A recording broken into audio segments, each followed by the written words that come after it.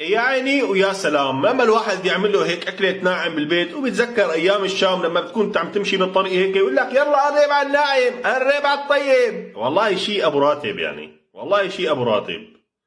قديش بدي أوصف لكم إياها إنه طيبة ولذيذة ما حتصدقوني لحتى تجربوها. بنحط كاسة مي أول شيء ونص، بننزل فوقهم بكاسة طحين بس ورشة ملح. في أسهل من هيك؟ بنحركهم وبنحمي هالمقلاية وندهنها شوية زيت خفيفة بس، وبنحط لنا كبجاية بقلبها. ما بدنا نسمكها، بدها تكون رقيقة مزبوط، وبدنا نقلبها لحتى الوش ينشف معانا تماما تبع العجينة.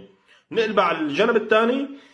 طبعا الشيء كله بده يكون على السريع، يعني بنقلبها بنحطها 5-6 ثواني بس، ما بدنا اياها تستوي. وبعدين بنحطها فوق ورق زبدة وبنتركها يومين.